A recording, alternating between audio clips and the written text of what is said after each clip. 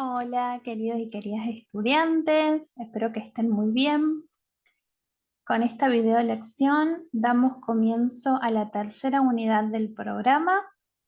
Esta unidad está relacionada con el texto dramático, con el teatro, que es un género muy interesante y que nos va a dar herramientas y estrategias para traducir que también vamos a poder aplicar en otros géneros. Bien, vamos a comenzar entonces. Bueno, es importante que sepamos que a la hora de traducir un guión teatral tenemos que prestar especial atención a la ortotipografía. Es un aspecto muy importante. Nosotros vamos a trabajar con dos opciones, con dos tipos de marcación teatral que podemos emplear en nuestras traducciones. Existen otras, pero nosotros vamos a trabajar con estas dos. Una opción, un tipo de marcación teatral es aquella que propone José Martínez de Sousa, un ortotipógrafo y lexicógrafo español de renombre, muy importante, que ha escrito una gran cantidad de diccionarios, de guías de estilo, así que les recomiendo que lo lean y lo tengan en sus bibliotecas de traducción. Y por otro lado, vamos a trabajar la puntuación de teatro propuesta por la Real Academia Española. Vamos a comenzar con la propuesta de José Martínez de Sousa. En el texto que tienen que leer esta semana, él comienza explicando las distintas secciones que encontramos en un guión teatral.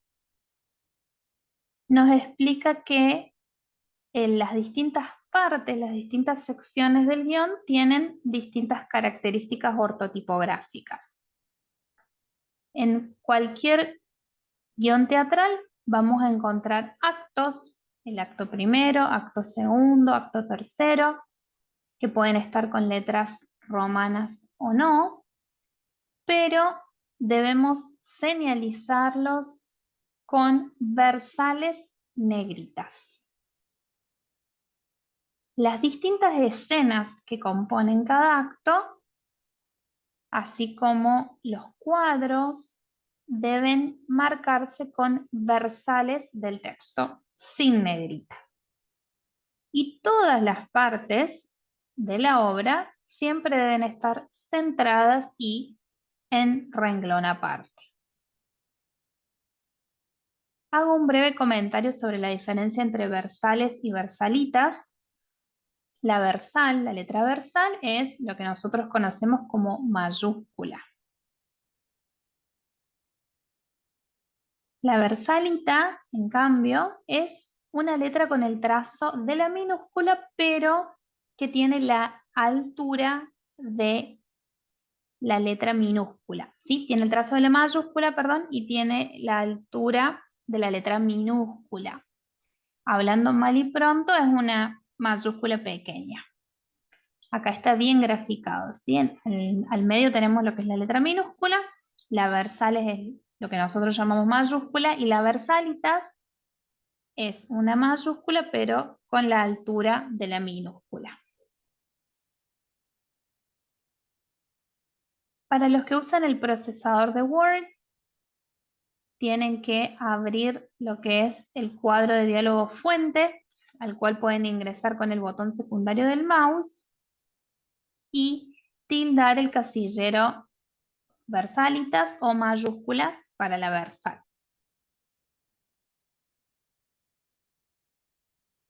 En cuanto a los prólogos, que es otro de los elementos del guión, el cual se refiere a un texto que se ubica al comienzo de cada acto, el cual generalmente explica la escenografía y los personajes que vamos a encontrar al comienzo de ese acto. Bien, bueno, los prólogos se van a componer siempre en forma de bloque y van a estar en cursiva. El texto debe estar justificado, ¿sí? Los márgenes tienen que estar justificados y los nombres de los personajes tienen que estar en versal o versalita, pero tiene que haber un destaque tipográfico. Veamos este ejemplo que a lo mejor nos ayuda un poco. Entonces el acto, en este caso acto tercero, está en versal negrita, la escena en versal sin negrita, y después tenemos el prólogo que está en cursiva, centrado y con los márgenes justificados, y los nombres de los personajes, en este caso Antonio, Ana, los guardias, están en versalitas. Las acotaciones, que son muy recurrentes en los guiones. ¿Qué son? Bueno, las acotaciones son instrucciones que brinda el escritor de la obra, el dramaturgo, para indicar, por ejemplo, gestos que deben hacer los actores, acciones, cambios en el tono de voz, en el estado de ánimo. Bueno, estas acotaciones se escriben entre paréntesis y en cursiva para diferenciarlas, ¿no es cierto?, del texto, del diálogo que debe enunciar el personaje. Bien, también vamos a hacer una distinción en las acotaciones, porque va a haber dos tipos de grafías posibles: la grafía clásica y la grafía moderna. En cuanto a la grafía clásica, como podemos ver en este ejemplo, tenemos el nombre del personaje en versalita en este caso. Después del nombre del personaje, que es el que va a hablar, tiene un diálogo, tenemos un punto. Y después del punto, el paréntesis de la acotación que comienza con mayúscula. Luego tenemos la acotación describiendo triunfante sus cartas, punto dentro del paréntesis y luego cierro paréntesis. ¿Sí? Ese es el formato de la acotación con grafía clásica. En este caso, la acotación está inmediatamente después del nombre del personaje. En el caso que la acotación aparezca en la mitad del texto, como en este caso, que habla Gustavo, y tenemos la acotación arroja los naipes en la mesa, Lucas los recoge y ordena, en este caso, tenemos el punto seguido antes de la acotación, después abrimos el paréntesis, mayúscula, luego cuando termina la acotación, punto dentro del paréntesis y cierro paréntesis. Y luego sigue el texto del personaje que debe enunciarlo. En cambio, en la grafía moderna, no hay punto después del nombre del personaje. La acotación va a comenzar con minúscula y no va a haber un punto final si está al comienzo del texto del personaje. En cambio, si está al final del texto, va a ir precedida por un punto seguido, va a comenzar con mayúscula y terminar con un punto dentro del paréntesis, como podemos ver en este ejemplo. ¿Sí? Está el nombre del personaje, no hay punto, como sí vimos en la grafía clásica, y después empieza la acotación con minúscula y no termina en un punto. Pero cuando la acotación está en la mitad del parlamento del personaje, sí hay un punto que la antecede y termina con un punto dentro del paréntesis. ¿Sí? Entonces son detalles ortotipográficos que hacen también a la traducción y al formato que tenemos que tener muy en cuenta ahora que vamos a traducir el género dramático. Bueno, y por otro lado, la marcación que propone la Real Academia Española tiene algunas diferencias. En lo que son las acotaciones, vamos a emplear también la mayúscula y la cursiva. La acotación va siempre a comenzar con mayúscula y el punto en este caso se va a ubicar fuera del paréntesis. Los nombres de los personajes también se van a escribir con versales o versalitas y van a ir seguidos de un punto, como podemos ver acá. ¿sí? El punto va fuera del paréntesis y la acotación comienza con mayúscula. Bien.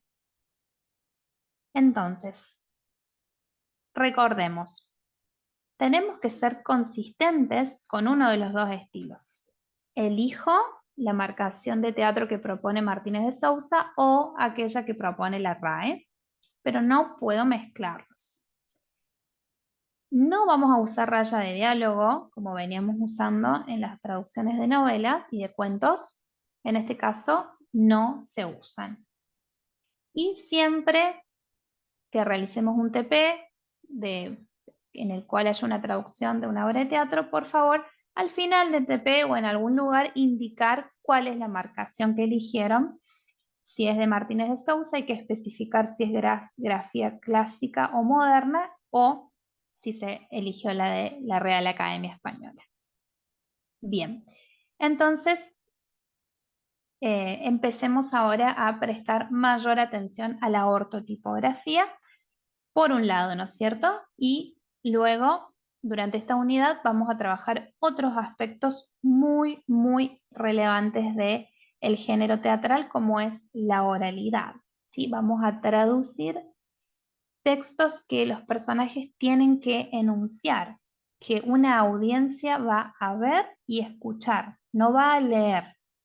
Aunque obviamente la obra de teatro se puede leer, vamos a también ver un poco, pero el foco va a estar en la oralidad. Pensar que tengo que traducir un texto que alguien lo va a enunciar. Así que vamos a trabajar con eso, lo cual tiene que ver con lo que son las interjecciones, el tono de voz, las pausas. Bien, bueno, esto ha sido todo por esta video lección. Quedamos en contacto a través del foro y trabajamos en el próximo TP. Que estén muy, muy bien.